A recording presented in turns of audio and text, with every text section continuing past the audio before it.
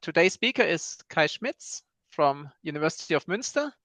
So Kai did his PhD at DESY together with Wilfried Buchmüller, and then moved on for postdocs, first at IPMU in Tokyo, then Heidelberg, Max Planck Institute, Padua, then CERN.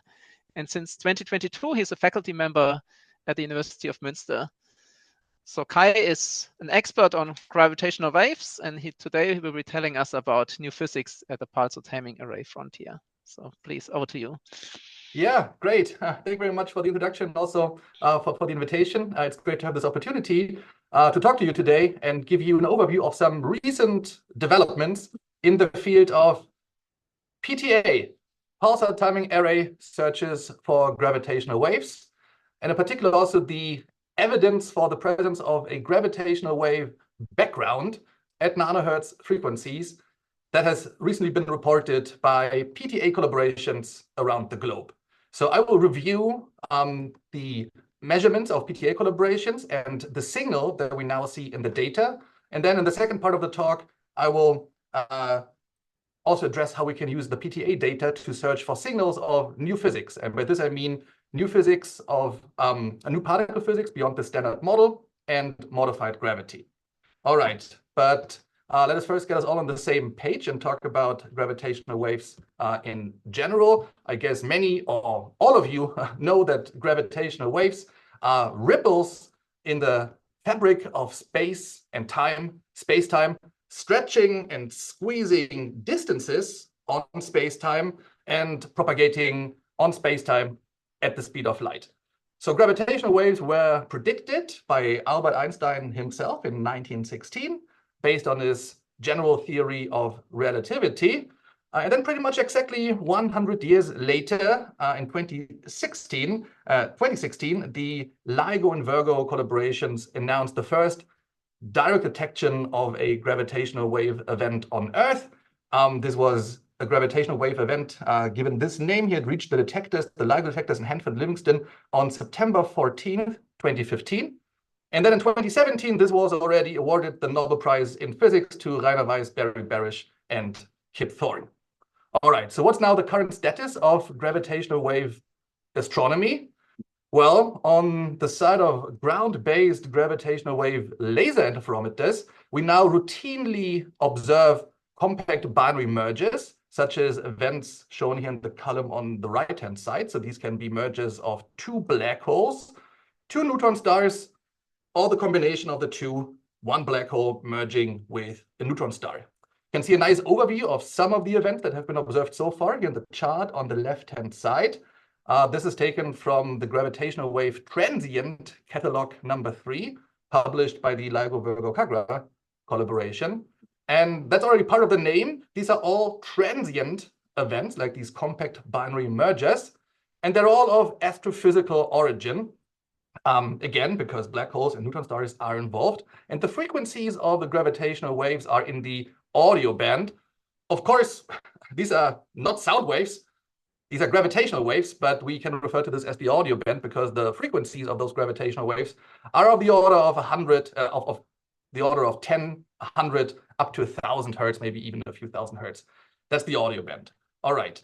But we'll not stop there at these frequencies, which can be explored by the ground-based interferometers. There's in fact an entire spectrum of gravitational waves waiting to be explored by us and our observations and experiments.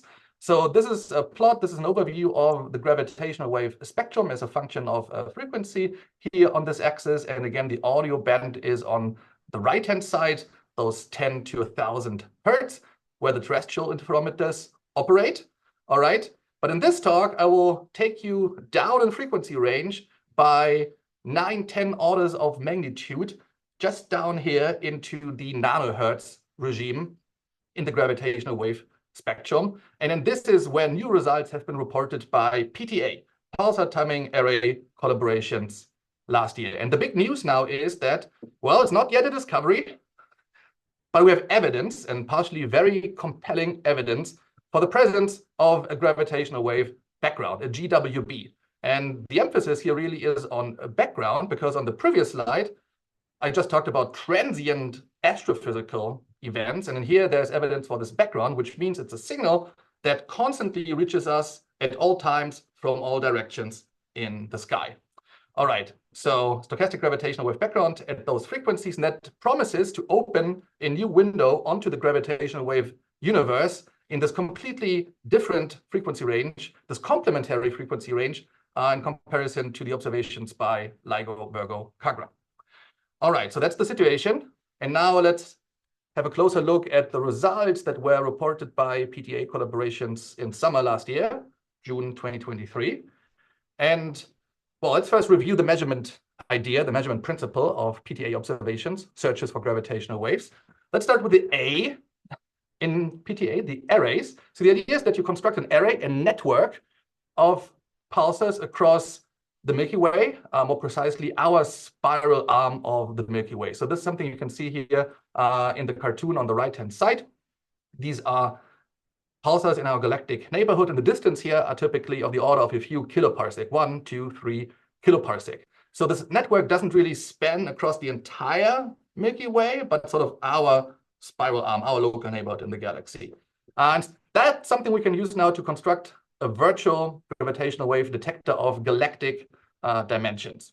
Now, each individual pulsar, you can see a cartoon of a pulsar on the left-hand side, is a fast-spinning neutron star. These are highly magnetized, fast-rotating neutron stars, and they emit electromagnetic radiation along their magnetic dipole axis, okay, from the magnetic north and south pole. And then typically this magnetic dipole axis is not aligned with the axis of rotation, which you can see in red here.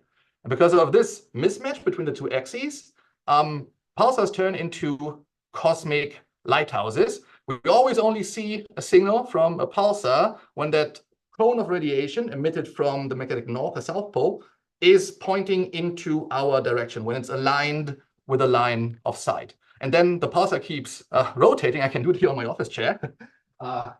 It rotates, and only when it's back after one rotation, we receive the next signal, and that's the next pulse. And this turns into the sequence of blink, blink, blink, blink, blink, pulses reaching us from those pulsars in the sky.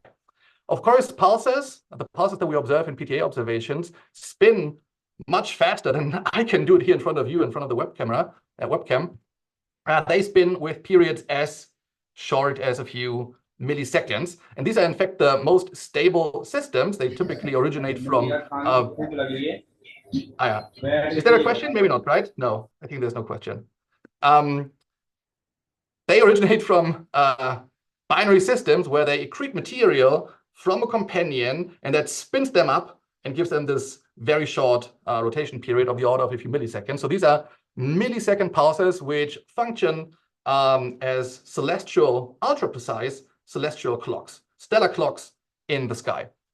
So now we can use those stellar clocks for timing measurements in the Milky Way. And in particular, we can look for tiny distortions in the pulse travel times, or eventually the pulse times of arrival, TOAs, caused by nanohertz gravitational waves. So to picture that situation, look again at the picture here on the right-hand side. Imagine there's a gravitational wave, or maybe an entire gravitational wave background coming from the depth of the universe and washing through the entire Milky Way, including our spiral arm of the Milky Way and the entire PTA. And then those gravitational waves do what gravitational waves do. They stretch and squeeze spatial distances, including the distances of these virtual detector arms, the distances between the length of those virtual detector arms, the distances between the pulsars and our radio telescopes on Earth. And then if those distances get stretched and squeezed, the pulses reaching us from the pulsars sometimes travel a bit longer, sometimes a bit less, and then arrive a bit earlier or later in our radio telescopes. That's the basic idea. All right, I would also like to show to you I would like to show to you two slides with a few formulas so that I can make those statements a bit more rigorous, and I can also introduce the observables, the quantities that you will see on the following slides in the plots on the vertical axis. All right, so let's take a look again at the imprint of gravitational waves in PTA data. That's sort of the geometry. There's a pulsar in the sky. There's a vector P pointing into the direction of that pulsar. in the sky, and it emits a sequence, a train of pulses towards the Earth. Now there's a gravitational, consider now a gravitational wave moving into this direction here, given by this unit vector omega, and that gravitational wave will now red or blue shift this sequence of pulses that we observe. So this geometry here really is the simplest example. This is supposed to be just a monochromatic gravitational wave moving in a particular direction. And then we can calculate this redshift imposed on the sequence of pulses, this quantity z down here. And you can evaluate it, and you find that there's, first of all, some geometric prefactor that knows about the direction of the gravitational wave and the position of the pulsar.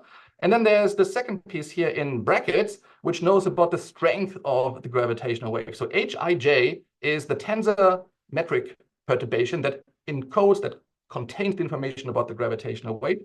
And there are two terms, an Earth term and a pulsar term. We have to know the metric perturbation at the position of the Earth at the time of observation, and we have to know the metric perturbation at the position of the pulsar at the time of emission.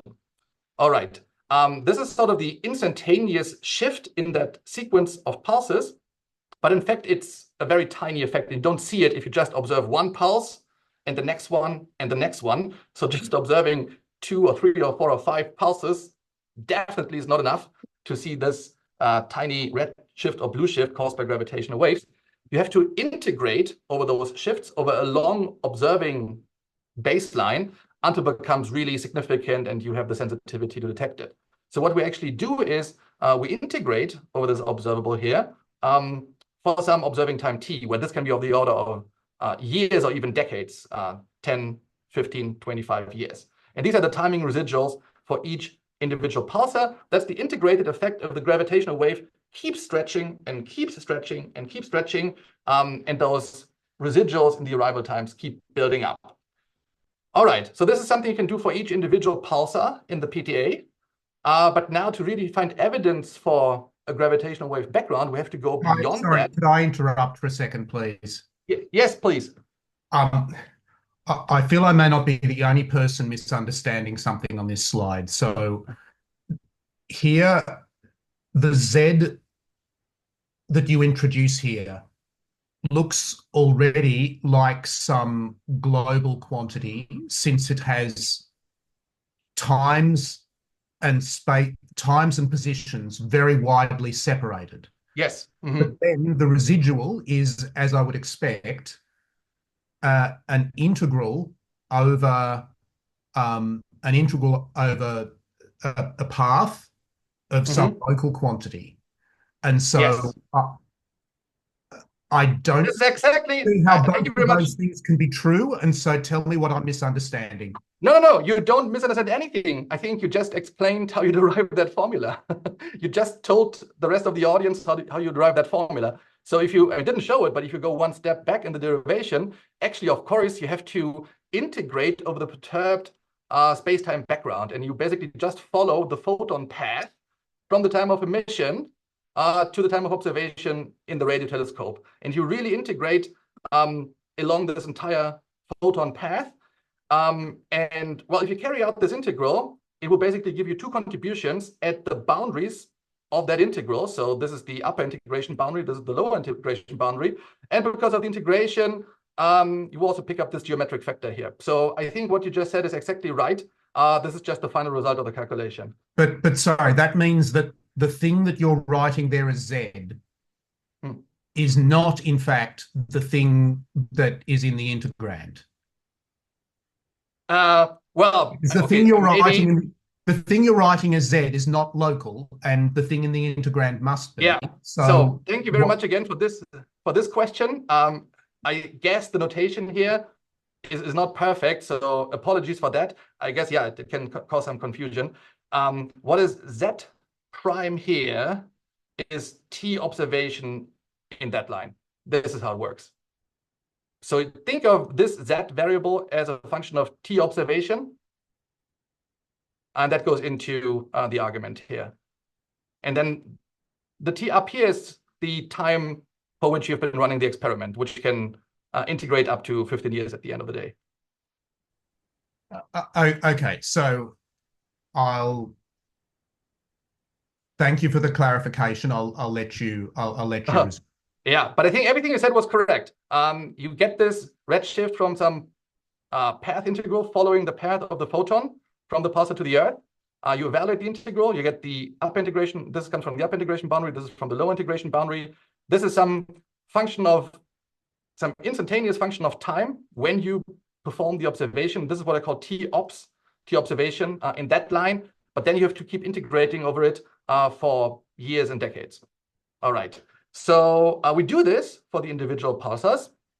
And then we move on to a cross-correlation analysis, because at the end of the day, the signature, the fingerprint of a gravitational wave background is contained in cross-correlations. So now we can take a pair of pulsars, A and B, in the sky and construct the timing residual. So these R's are the timing residuals, cross-power spectrum. And then in the simplest case of a stochastic, stationary, Gaussian, isotropic, etc.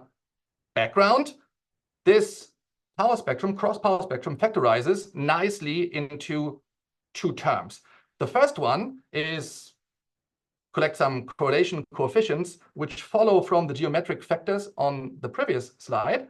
And then there is what's called a common power spectrum that encodes information about the strength of the gravitational wave background at different frequencies. And these cross-correlation coefficients here, you can work them out in general relativity. This is what has been done by Hellings and Downs in the early 80s. And you find an analytical closed form expression for the experts, or if you're interested, I just wrote it down here at the bottom of the slide. This is the famous Hellings and Downs curve. You can take it and plot it as a function of the angular separation between the two pulsars in the sky. So psi AB is just the angle between two pulsars in the sky, and in GR, under the conditions that I just mentioned, the cross-correlation coefficients only depend on that angle and nothing else. The Hellings and Downs curve has this characteristic quadrupole shape, so we expect a positive cross-correlation between timing residuals at close angular separations. We expect a negative cross-correlation when they're separated by something like 90 degrees or 270 degrees. And the cross-correlation goes positive again if they're, let's say, back-to-back in the sky. The second factor is this common power spectrum, and that can be related to all the different quantities that we typically use to describe the strength of a gravitational wave signal as a function of frequency. So PG is what we use in PTA data analysis, but this can be related to HC. This is the characteristic strain amplitude of the gravitational wave background. It could also be related to the gravitational wave energy density spectrum, or the strain power spectrum, and all of these quantities. Well, in PTA observations, we only have access to a small frequency range, which is determined by our observing baseline and the cadence of the observations. And because it's a narrow frequency band, it's okay to first approximation to just start with a power law ansatz for the shape of that spectrum. So if we go from here to here, this is the ansatz that the different collaborations typically make. We just say that that power spectrum is a power law parameterized in terms of some amplitude A and some spectral index gamma. And now you will see these quantities, the Hellings and Downs curve and the power spectrum, the amplitude, and the spectral index on the next couple of slides. All right, so this was my brief review of the theory behind PTA observations. Now let's turn to the data that has been released last year, in particular in June last year, by PTA collaborations around the world. So let me just give you a brief overview of those collaborations. Over in Australia, there is the PPTA, which uses the Parkes Radio Observatory, and they had new results in June last year. And in Europe, there's the EPTA, the European Pulsar Timing Array, and they joined forces with the colleagues in India, the Indian PTA, and then produced a common data set, a combined data set. There's NanoGrav, the North American nanohertz observatory for gravitational waves in North America, of course. And actually, I'm also a member of the NanoGrav collaboration. And then there was also the Chinese PTA, the CPTA, that also had a paper in summer last year. In addition, there's the Meerkat PTA, which is making some very good progress right now at the moment, but MPTA didn't release any data last summer. All right, and all of those collaborations, which you can see here, reported evidence for the presence of a gravitational wave background in these flagship papers. And this is what I would like to show on the next couple of slides. And then I will turn to the search for new physics in the nanograph data, which is the analysis that we mostly contributed to over here in Muenster. All right, so let's go back to this timing residual cross power spectrum and look at the two factors. The first one was the cross correlation coefficient, which is predicted to be described by the Hellingston and Downs curve in general relativity. And here on this slide, you see Bayesian reconstructions of those cross correlations by the different collaborations. The reconstruction is shown in terms of these blobs. We call them violins, and in fact, they are Bayesian posterior probability distributions. So the way this works is that you basically have to take a violin, you have to cut it into two, you half it, and then you have to tilt your head by 90 degrees, and then you see the posterior probability curve at that angular separation, and then you have to read out the values here on the vertical axis. And for comparison, we also show the Hellingston and Downs curve in solid and dashed and solid black curves. And already by the naked eye, you can see that there's very good agreement. But these plots are just an illustration of a more complicated data analysis. And then if you look at the more complicated data analysis, you see that the different PTA collaborations now find evidence for the right type of correlations at the level of 3 or 4 sigma in nanograph, 3 sigma in ePTA plus in PTA, 2 sigma in PPTA, and even up to 4.6 sigma in the data of the CPTA.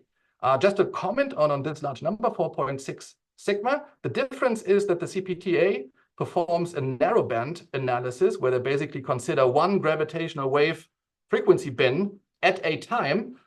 And then they have one particular sort of golden frequency bin where the evidence really is that large. But then if they go to the next frequency bin, it drops again. You can see it here at that frequency, it's 4.6 sigma, but then at the next frequency, it's again just 2.3 sigma. The other collaborations perform a broadband analysis where you search for the right type of cross correlations across all gravitational wave frequency bins at the same time. Okay, so this was the first factor. Now let's look at the second factor, the common power spectrum. We can write it like this, where this is the width of a frequency bin, take the square root, and then that's something of the with the units of seconds. This is always shown here on the vertical axis. We can also call this the excess timing delay. This is the extra amount of delay that the gravitational wave background adds or subtracts to the arrival times of the pulsars on average at different frequency scales. And again, we see these Bayesian reconstructions by the different collaborations. And just to give you a feel for the numbers, let's look at the first bin here in the nanograph data. The excess timing delay caused by the gravitational wave background is of the order of 300 nanoseconds. So at those frequencies, which correspond to a time scale of 16 years, which means now that the gravitational wave background stretches and squeezes distances between pulsars and the Earth such that the pulses sometimes travel for 300 nanoseconds longer or shorter over time periods of 16 years. You can also multiply this by the speed of light. So 300 nanoseconds times the speed of light gives you something like 100 meters, which means that the relative distances between the Earth and the pulsars change by something of the order of 100 meters over 16 years and then causes these extra timing delays. And that's sort of the signal that we now are sensitive to and that we find in the data and which gives us evidence for a gravitational wave background. All right. And then you can also take that power law answers that I described and then use that to describe the data. And then you get these reconstructions here, which are just straight lines on a log-log plot. And that's also consistent. I will say a bit more about the reconstructed values of A and gamma in a few minutes. So this was the data. We talked about theory. We talked about data. Now let's talk about interpretations. For the rest of the talk, next 15, 20 minutes, I would like to assume that the signal is real, even though we have not reached the 5 sigma threshold yet. So it's not a discovery yet. It's compelling evidence. But for the rest of the talk, I would like to assume that it's real. And then I would like to ask, if it's real, where does it come from? Where does the gravitational wave come from? Gravitational wave background come from? And there are basically two main options on the table. The first option is what you can refer to as the astrophysical interpretation. In that case, it's again black holes, like on my second slide. But in this case, it's not stellar mass black holes, it's supermassive black holes in binary systems.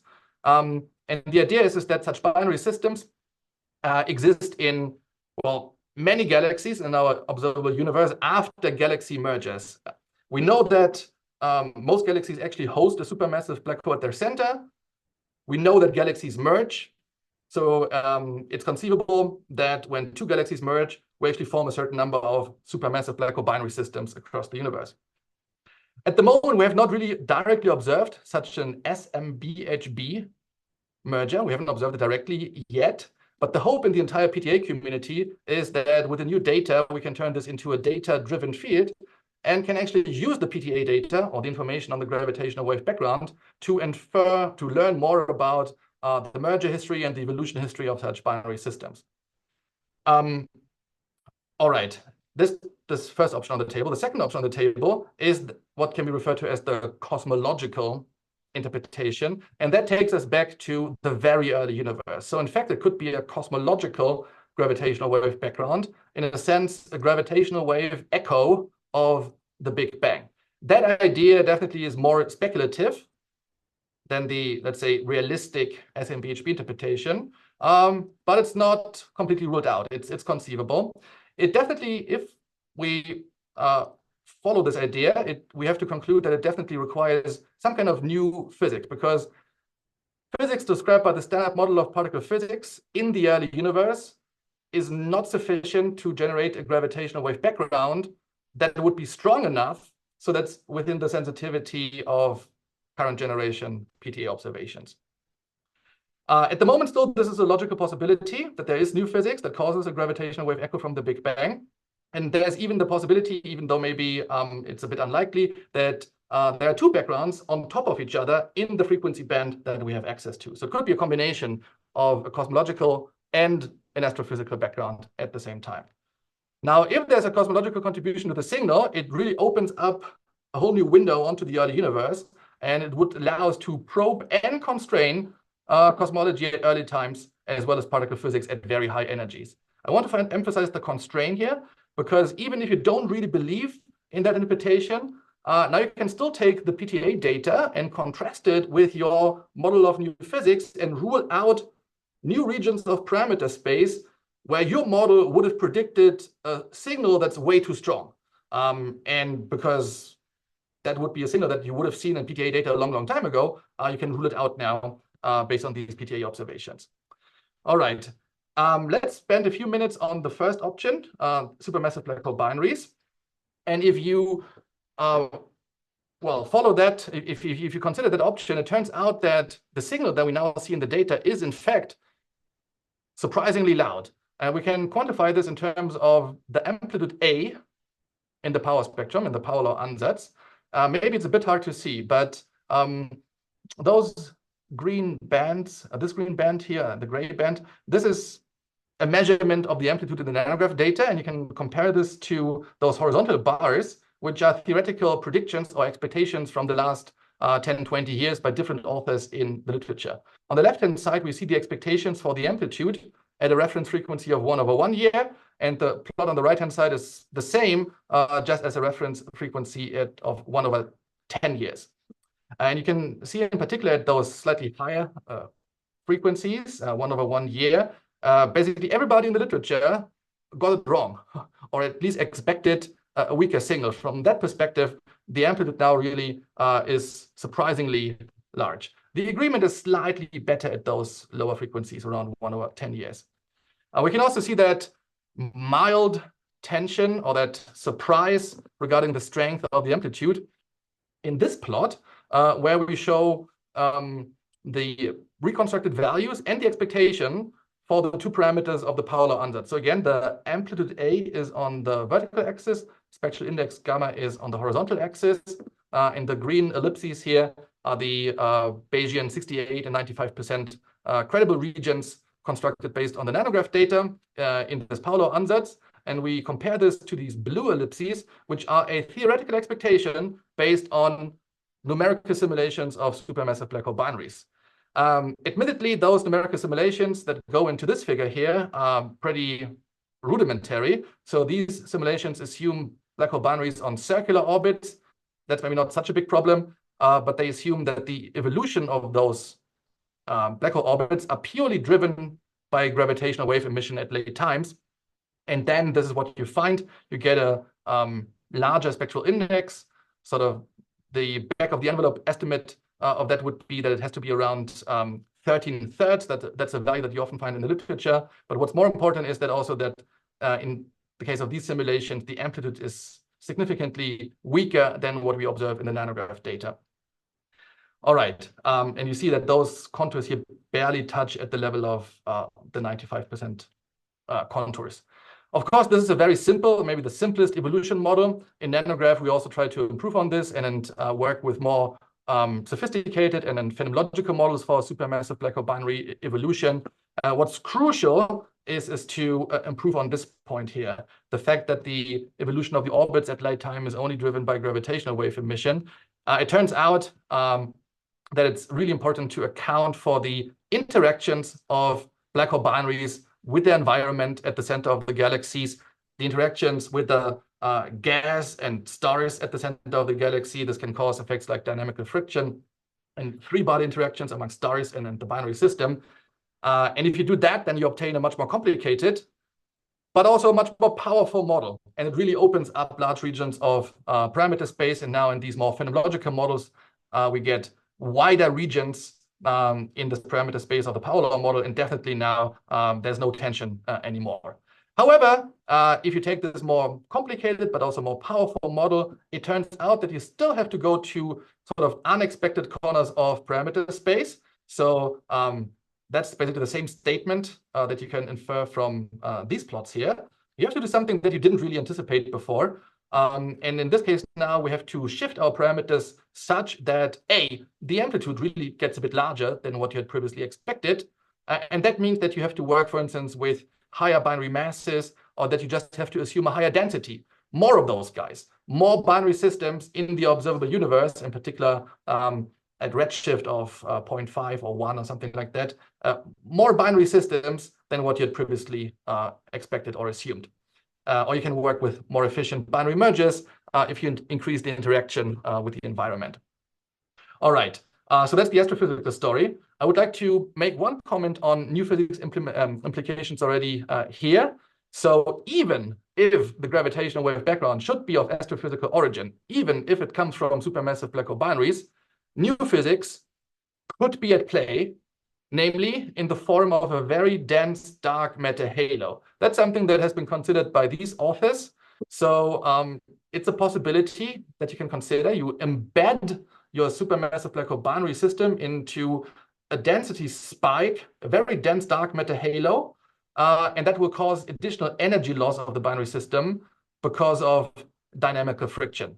That extra effect will have an imprint on the gravitational wave spectrum. In particular, it will cause a turnover at low frequencies. So here in these models, you have a turnover at very low frequencies, nanohertz and even below. We're not there yet with the PTA observations, but if we increase the observing baseline, we'll be able to go to even lower frequencies. And then there's maybe a hope that you can, well, search and even constrain or find such a spectral turnover. And in principle, this is what these authors say, that allows you to probe the dark matter density profile in the direct vicinity of the binary system.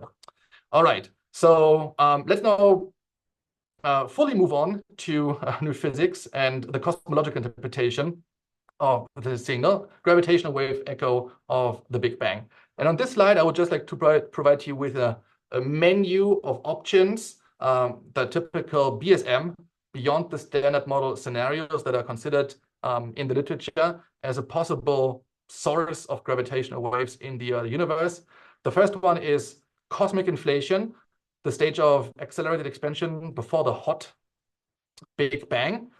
I guess as some or many of you know in the audience, if you just work with bread and butter, standard, single field, slow row inflation, that will give you a red tilted gravitational wave background. So in combination with the upper limit on the tensor to scalar ratio from the CMB, there's no way that such a simple standard model of inflation, standard single field slow row inflation, can give you an observable signal at PTA frequencies. So it has to be a non-minimum model. That's very important here in that case.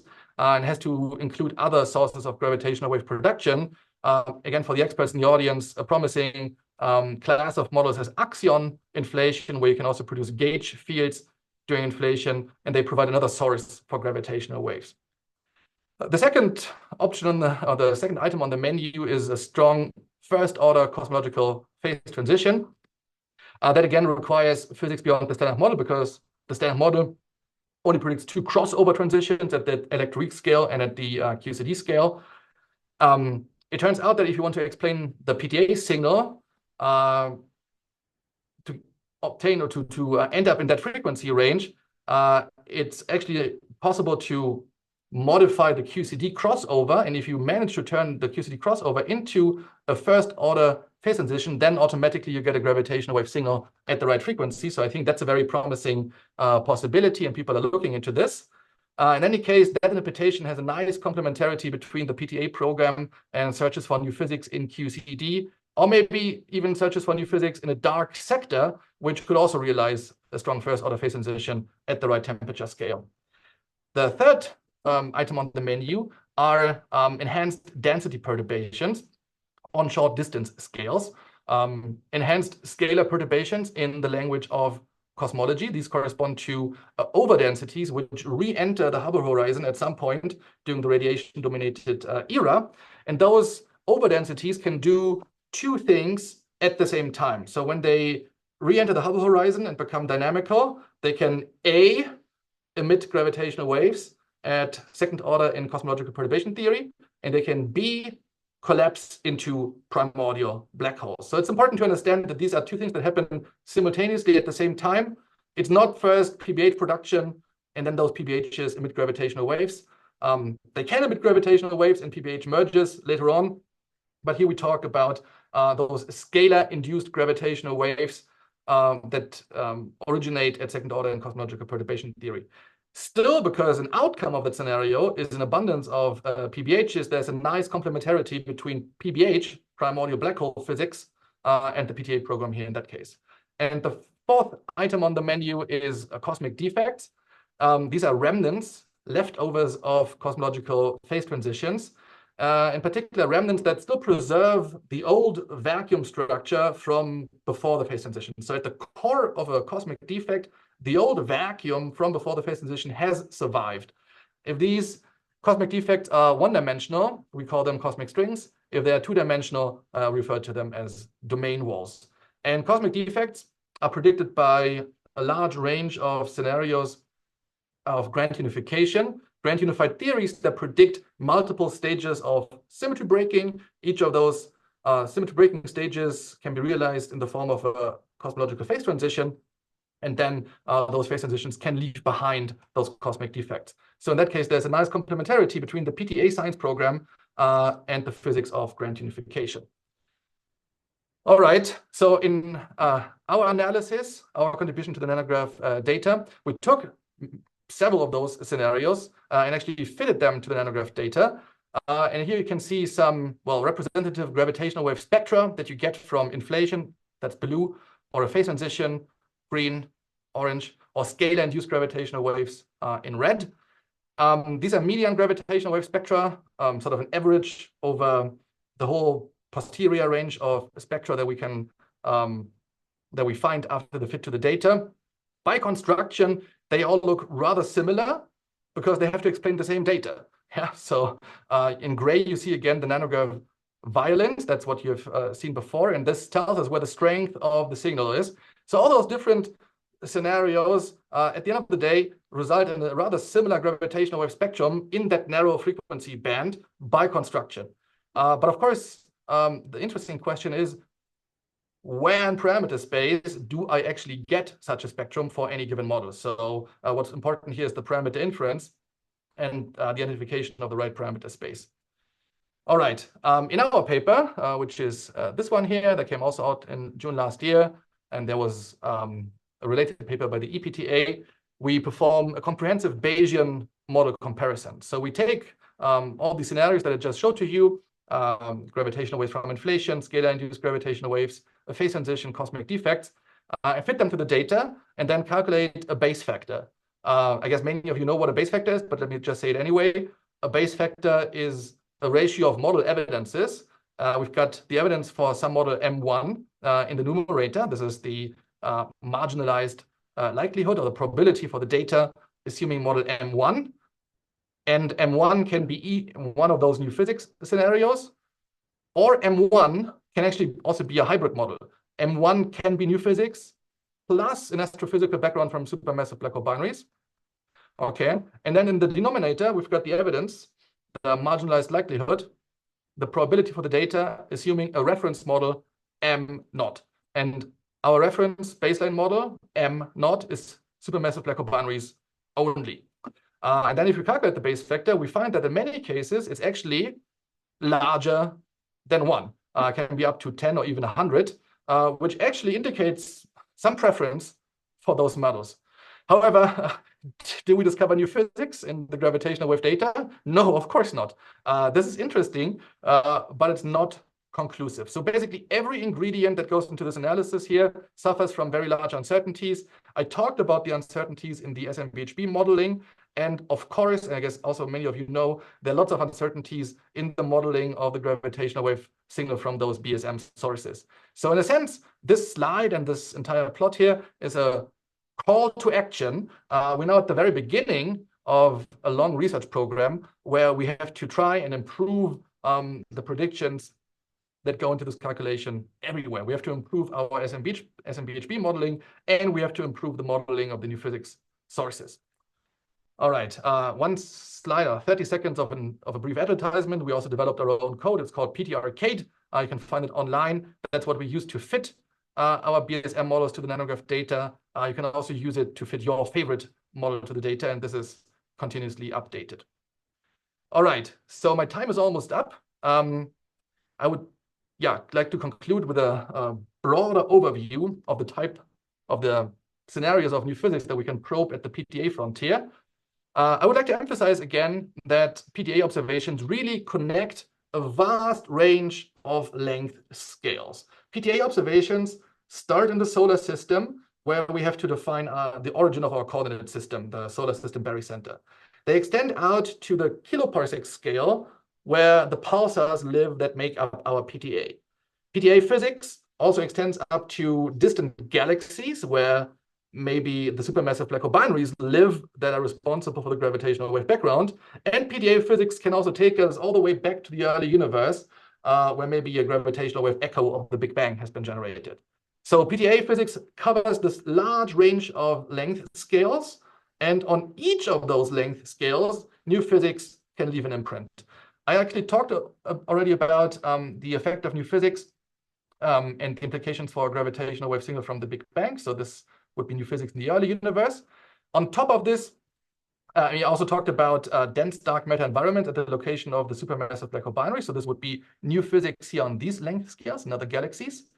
But then, in addition, new physics can also leave an imprint on PTA data locally, right now here at home in the Milky Way. So if there's some oscillating ultralight dark matter field living in the Milky Way, the oscillations of that ultralight dark matter field can also imprint some deterministic contributions onto the timing residuals. There are many different effects how this can work, but the simplest one is that the oscillating ultralight dark matter field just generates some oscillating perturbation in the gravitational potential. The pulses from the pulses have to climb out, have to go in and out of those oscillating contributions to the gravitational potential, and that gives you this deterministic contribution to the timing residuals.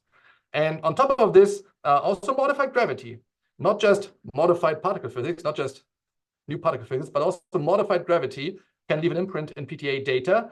For instance, if there's a tiny graviton mass, if there are more polarization states, if there's a non-standard dispersion relation for gravitational waves, all of this can lead to observable signatures in PTA data. So time is a bit short, so I will skip this slide here on dark matter in the Milky Way. We can come back to this later if you like. I would just like to mention again the possibility of searches for modified gravity. So that could be a graviton mass, a different propagation speed, a speed different from the speed of light, modified dispersion relation. I would just like to mention that in nanograph, we actually already searched for additional polarization states. So in general relativity, gravitational waves only have two possible polarization states. These are the two tensor traceless transverse polarization states, the plus mode and the cross mode, which you can see here in red. But on top of this, they can also be scalar and vector polarization states. And each of them results in their own new overlap reduction function. Yeah, overlap reduction function is the general term for what is the Helling-Downs curve in general relativity.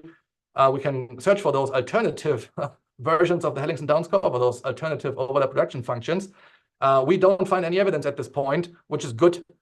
So everything is consistent with the assumption that the gravitational wave background is only made up out of the standard polarization states of general relativity. Okay, let me come to my outlook, and then I can conclude. I told you that the gravitational wave spectra from different new physics sources all roughly look the same in the narrow frequency band that we can access. So just spectral information will maybe not be enough to really pin down the origin of the signal. We will need complementary observables to really identify the origin of the gravitational wave background. And one of those complementary observables are anisotropies. And that's basically the same story as in the case of the cosmic microwave background.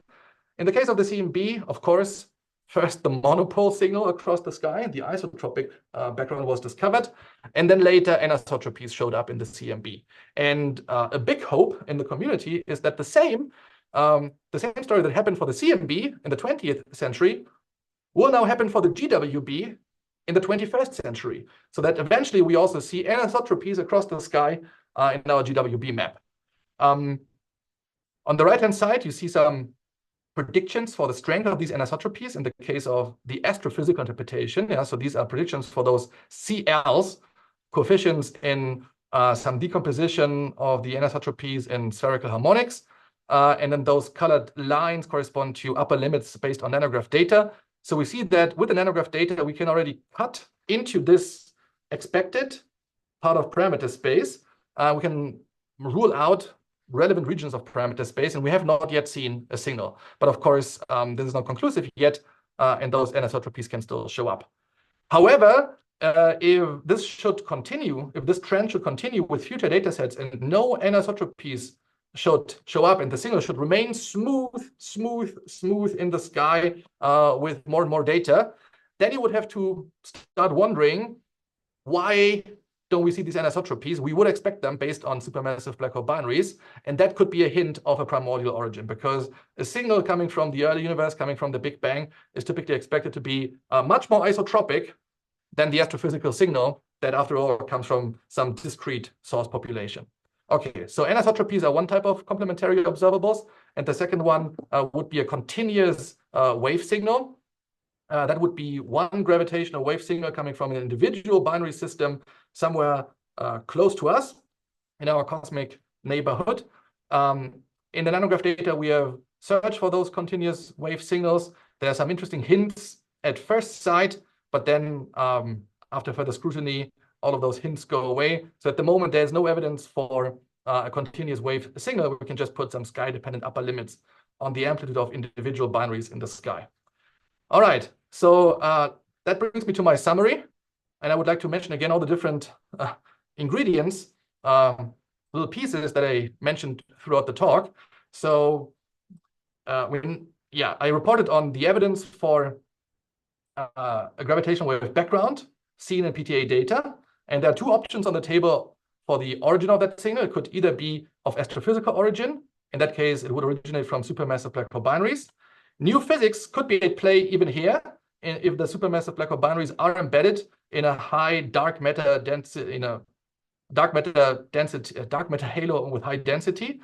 Those green boxes all refer to signatures of new physics. The second option on the table is that it's a cosmological signal, a gravitational wave echo of the Big Bang. And in that case, there's a large menu of possibilities. The signal could come from cosmic inflation, could come from a cosmological phase transition, scalar-induced gravitational waves, or from cosmic defects. On top of this stochastic signal, there could be extra deterministic contributions to the timing delays coming from ultralight dark matter in the Milky Way, or also other types of dark matter substructures in the Milky Way. For instance, primordial black holes could also have an effect on the timing residuals. So all of this is new physics. Then modified gravity in the form of graviton mass, subluminal propagation speed, and all of that could have an imprint on PTA data. And to make further progress, we have to measure more PTA observables. So in the case of the astrophysical interpretation, we expect a much stronger signal in anisotropies than in the cosmological case. And also, if the gravitational waves mostly come from supermassive black hole binaries, we would hope, or we expect, to eventually find continuous wave signals from individual binaries.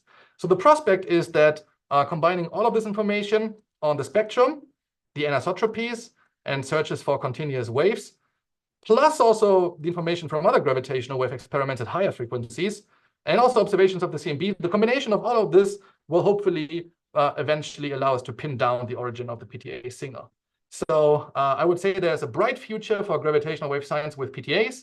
The current status is that we now have clear evidence for a common spectrum process, and that process has the right type of cross correlations predicted by general relativity, Hellings's and Downs correlations at the level of 3 or 4 sigma, maybe even 4.6 sigma if you ask the CPTA. And the next step will be to have a discovery of the gravitational wave background. We have to reach the 5 sigma threshold for the Hellings's and Downs correlations. And then we want to measure more precisely the spectral shape of the signal. We keep searching for anisotropies. We keep searching for a continuous wave signal. And the promise of the entire field is that this will lead to deep insights into galaxy and black hole evolution, and, or, fingers crossed, new physics in the sky. So stay tuned, and thanks a lot for your attention. Yeah. Thank you very much, Kai, for a very interesting talk. So we have time for questions, so feel free to just unmute and ask the question. Yeah, Bruce, you can start. So I have a couple, Mikhail, so I'll just ask one and let others have their go.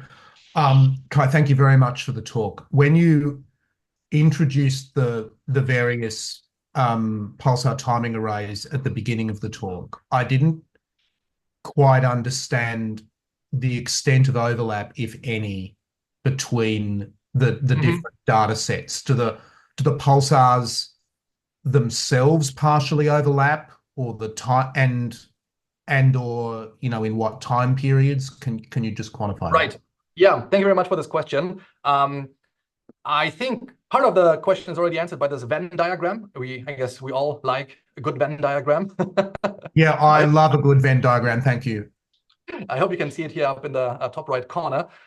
So this tells you about the number of pulsars which are observed individually or together by different PTAs. So for instance, there are 11 pulsars which are observed by all of the collaborations here: nanograph, EPTA, NMPTA, PPTA.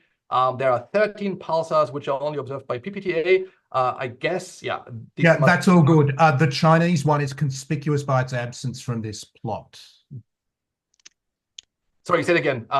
The Chinese one is not shown here. So where does it fit into the scheme? So I'm sorry, I think I didn't really quite understand the question. Can you say it again? You showed 4 collaborations. One of them had some China, hello, we're China. We also have a PTA. There was some Chinese collection, and that is not visible in this diagram. That's right. So, yes, yeah. So that the Chinese, yeah. Sorry, now I get it. There was some audio problem over here. Right. Yeah, I don't have that's true. I don't have the the Venn diagram including the Chinese. There is also some. That had a lot of pulsars in it and a short time base. Yeah. So what I can tell you about the Chinese PTA is it's different in a few respects compared to the other existing PTAs. Let's go back to one of those slides. Maybe here. Yeah, you see the number of pulsars is pretty big. It's 57 pulsars, but then the observing time is much shorter compared to the other observations. So it's just 3.5 years, which also means that they don't have this entire coverage in frequency space. I briefly mentioned this in between. The lowest frequency that we have access to is 1/t, where t is the observing time. they can go down to 2 nanohertz or even 1 nanohertz. They are stuck at slightly higher frequencies. The advantage that they have is that they basically have the best radio telescope in the world. They can use the fast radio telescope in China that gives them great timing precision. And this is why the Chinese PTA was basically able to really catch up with the rest of the PTA collaborations on a pretty short timescale. That's one difference. Yeah, so excellent hardware, and they entered the race of the game a bit later than everybody else. On top of this, there's some slight differences in the analysis strategy. It's a bit hard to tell what exactly they do because they haven't published that many papers yet. I think much of this has only been announced and promised, but has not really appeared yet. Sorry, I'm jumping back and forth a lot here, but I would like to go to this slide. There is basically just one CPTA paper, which is very short. It's just a few pages. You can go to the archive. I think it's 10 pages maybe. They don't really provide that many details regarding the analysis. We just have to live with what we see in the figure, what we see in the paper. It's clear that they perform this narrowband analysis, which gives them a very high significance at one frequency. But also in nanograph, we try to reproduce some of those results. We try to take the analysis strategy that they mention and apply it to our own data. And we always struggled a bit. So we were never really able to fully reproduce what you can find in that paper. So I think the conclusion here is if we want to learn more about the CPTA results, we have to wait until they have the full batch of publications. So I think what they promise is that they will have a larger number of papers, 4 or 5 different papers describing all the details, but that's not out yet. Can I follow up there? One quick thing. So for CPTA, they did that narrow bandwidth analysis, while for nanograph, you had a broad bandwidth. So did you also split up it in different frequency, in smaller frequency bands, and are they consistent with each other? I think regarding the evidence for the Hellings's and Downs curve,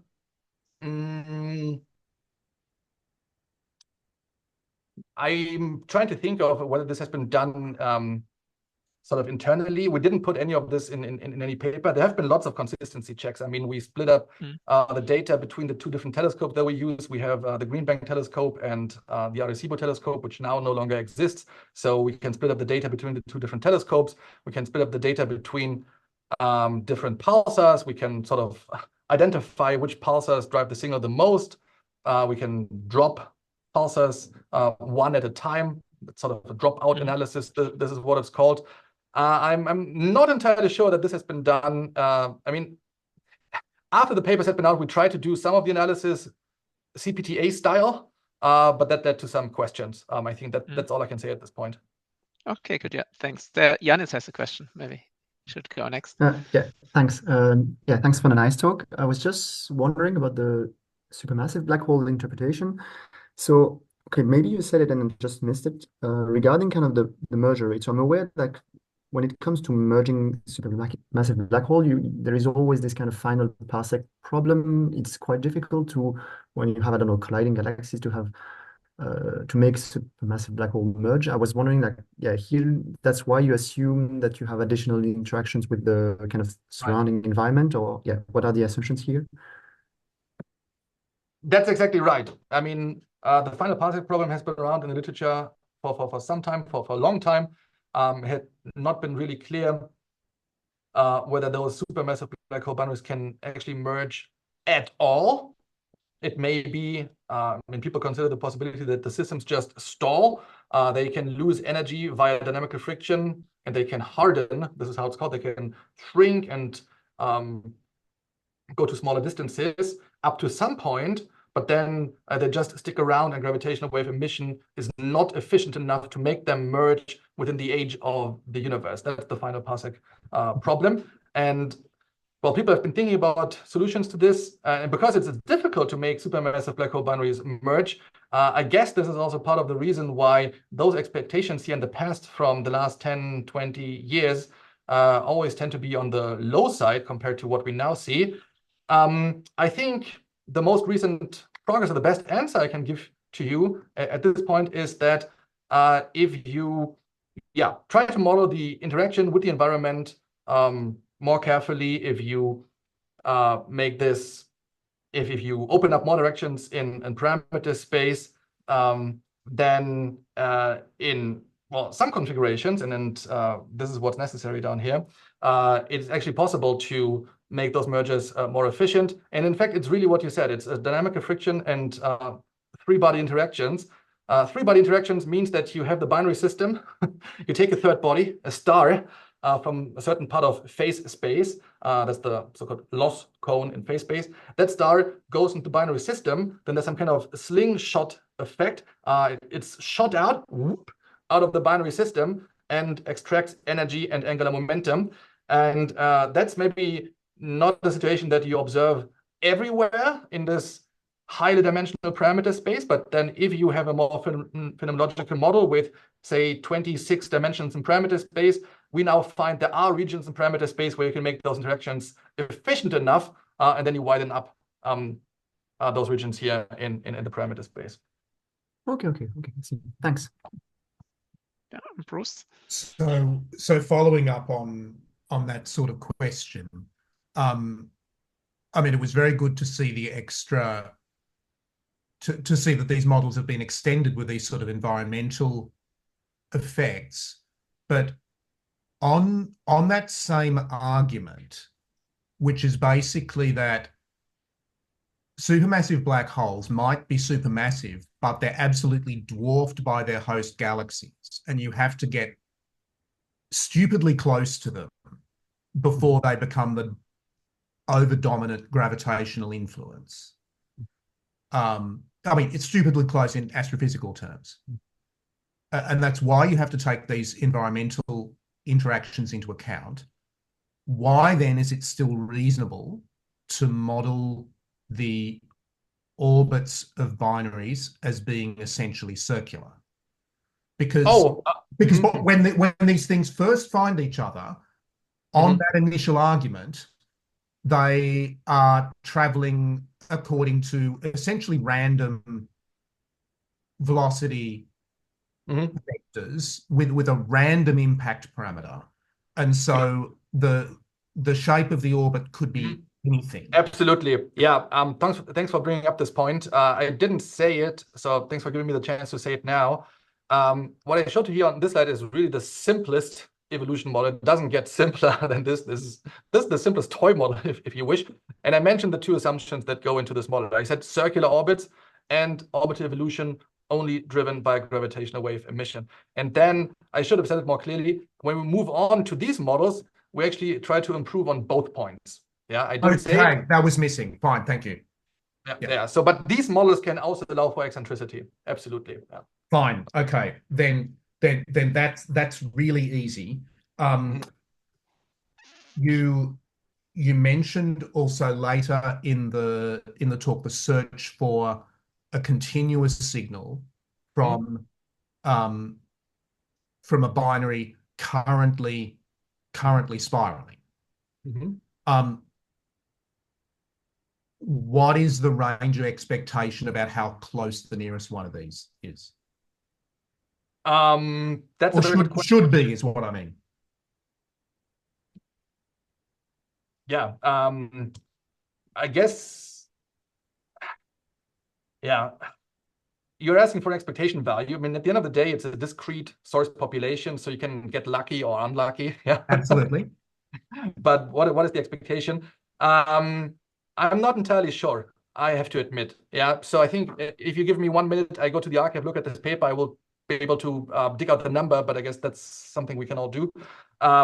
It should be, I mean, what I can tell you is that if the gravitational wave background originates from supermassive black hole binaries, the largest contribution to that signal will come from a redshift range between 0.5 and then 1 and 1.5. So that's sort of the redshift range. Sometimes people ask, how about black holes that you see with JWST, but that's at a redshift of 11. That doesn't really contribute much to our signal. So for the stochastic background, we're talking about 0.5 to 1.5 in redshift range.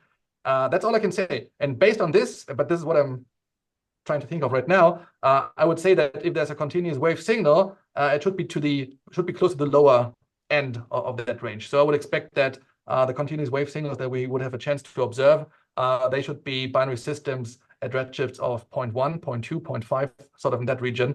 But yeah, don't take my word for granted on this. I can also follow up with you if you're interested. Okay, thank you. Good. Any more questions? Yeah, Kieran, please. Can I just, may I have two? So the quick one is with the sky maps that you showed, that's on the screen here. What is the signal here? This is presumably some kind of monopole or some kind of dipole on the sky. But what is the coordinate system? Is this like RA and DEC? Yes, I think so. Yes, and what you can see here is the red stars are the position of the pulsars, should be 68 if you count them. And on this slide, it's actually the upper limit on. Oh, sorry, it's just an upper limit. Yeah, I see. Yeah, it's an upper limit on this slide, but I think what you said is correct for the previous slide. This is the deviation from the monopole signal. And what is the origin of this, or is this just essentially a measurement? There's not expected to be some first order dipole. These are this is how much we can constrain the deviation from the monopole signal. Yeah, this okay. This is the search for the anisotropies, and it starts at the dipole signal. This is L equals 1, and we can go up to multiples of L equals 6. And here we constrain. Where do I say it? Sky-dependent upper limit on the deviation from a monopole, and then these are just upper limits on the strength, the strain, the amplitude of the strain in gravitational waves as a function of scale location. The other question I had was so regarding the Helling-Downs curve.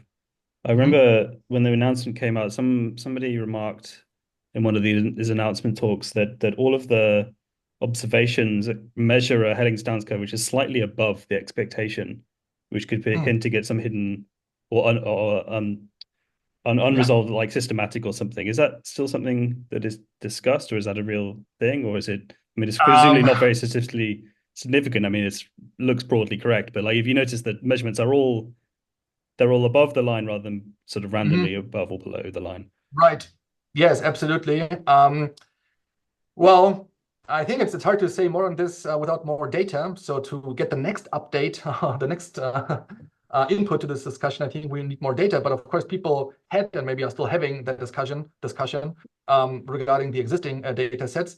Yeah, I think if you look at it by eye, you may say that there's some slight upward trend.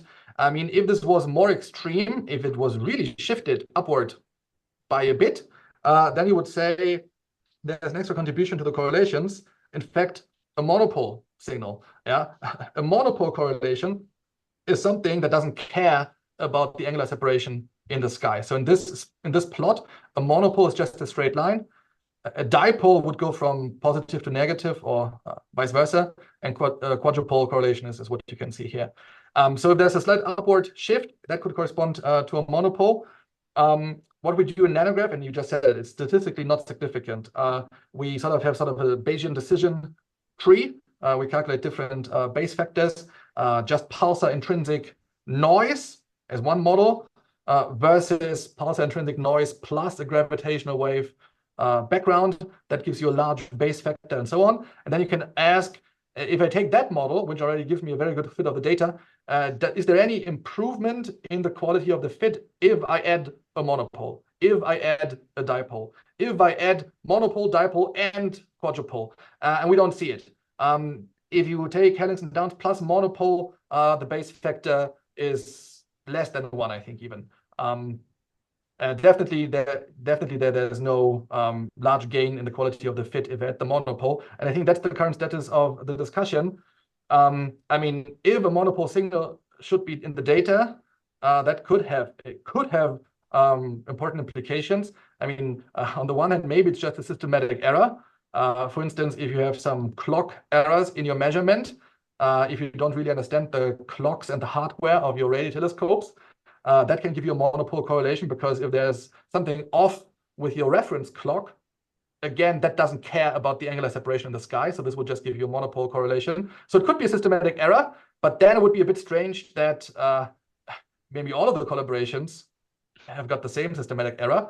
And if it's not a systematic error, if it's physical, it could, for instance, be a contribution from dark matter in the Milky Way, but that already would be a very strong claim. Then you would say that with this one type of measurement, PTA searches, we could say that you discovered eventually a gravitational wave background. Maybe even you also discovered ultra dark matter in the Milky Way. That's a pretty strong claim. And I think at the moment people stay still far away from these very strong claims or speculations even. But of course, I think, once the new data is out, people will repeat these analyses and people will take another look at the possible presence or absence of a monopole signal. And the precision in the how precisely known the barycenter of the solar system, that I know that was a problem at some point along in the past. That error is presumably included in the error budget, all of these, and it would be common to all of them. Is it substantial now, or? That's an amazing aspect about these measurements, and thanks for bringing this point up, because I can tell you now that to perform those measurements, you have to have a very well-defined coordinate system. You have to know where's the center of your coordinate system to perform those timing measurements. And we convert everything from sort of our terrestrial coordinate systems to a solar system coordinate system. Solar system coordinate system, yeah. We want to know what is the sort of would-be time of arrival at the solar system barycenter. And to determine the position of the solar system barycenter, you have to, have good ephemerids for the entire solar system. You have to know where the Earth is, you have to know where the Sun is, but you also have to know the position of, for instance, Jupiter. So if you don't have that under control, if you don't know the exact position of Jupiter, you don't have good enough ephemerids, you don't know the position of the solar system barycenter with enough precision. So in fact, to get this last bit of precision in the solar system ephemerids, data from the Juno space probe, the Juno spacecraft that actually went to Jupiter, and maybe still is there at Jupiter, had to be included. And only with the help of Juno, which actually went to Jupiter and looked where Jupiter is and measured the position of Jupiter precisely, we could get that last bit of precision in the solar system ephemerids. And now the solar system barycenter is known with a precision of less than 100 meters, which is what you require to obtain the necessary sensitivity or precision for these measurements here.